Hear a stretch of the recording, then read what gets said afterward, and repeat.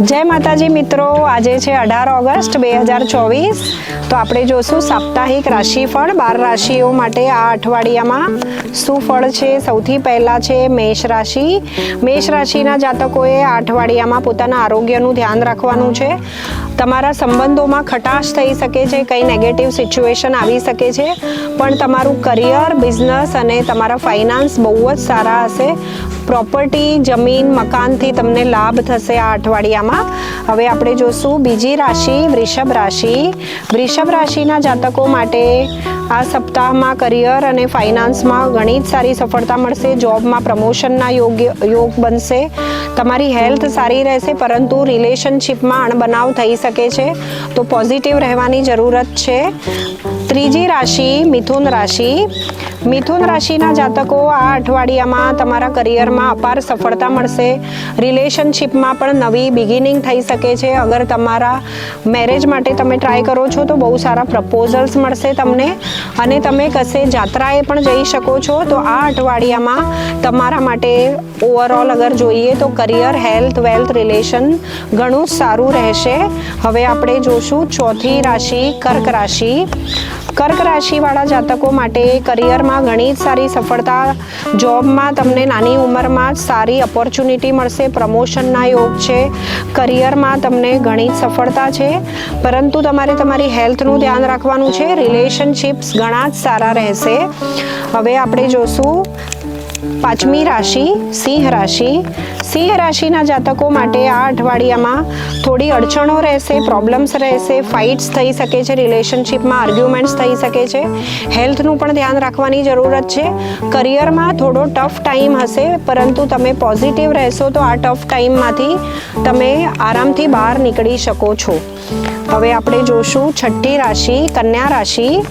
કન્યા રાશિના જાતકો માટે આ અઠવાડિયામાં તમારા બુદ્ધિ અને જ્ઞાનથી તમે કરિયરમાં આગળ વધશો, બિઝનેસમાં અપાર સફળતા મળશે, તમે જે ઈચ્છો છો એ પૂર્ણ કરી શકશો, પરંતુ તમારા સંબંધોમાં અણબનાવ થશે, ખટાશ થશે, આર્ગ્યુમેન્ટ્સ, ઝઘડા થઈ શકે છે, જેના લીધે તમારી હેલ્થ પણ થોડી ખરાબ થઈ શકે છે।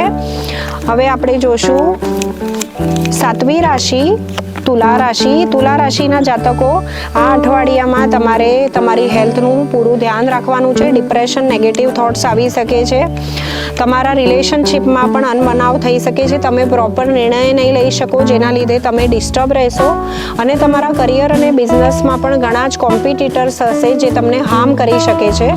તો તુલા રાશિવાળા જાતકોએ આ અઠવાડિયામાં થોડો સમય ટફ હશે, પરંતુ પોઝિટિવ રહીને આગળ વધવાની જરૂરત છે। હવે આપણે જોશું આઠમી રાશિ વૃશ્ચિક રાશિ।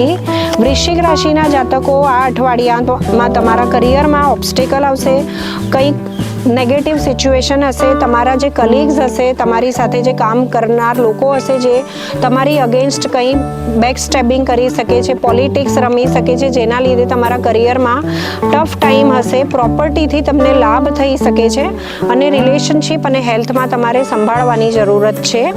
હવે આપણે જોશું આગલી રાશિ ધનુ રાશિ। નવમી રાશિ ધનુ રાશિના જાતકોને કરિયર, બિઝનેસમાં ઘણી સફળતા મળશે, તમે તમારા જે ડ્રીમ્સ છે અચીવ કરી શકશો, પરંતુ તમારા રિલેશનશિપમાં અને હેલ્થમાં નેગેટિવ સિચ્યુએશન આવી શકે છે, જેના લીધે તમે ઇમોશનલી થોડા ડિસ્ટર્બ રહેશો। માનસિક રીતે તમારે પોઝિટિવ થવાની જરૂરત છે, અને નેગેટિવ લોકોને તમારા જીવનમાં તમારે અવોઇડ કરવાની જરૂરત છે।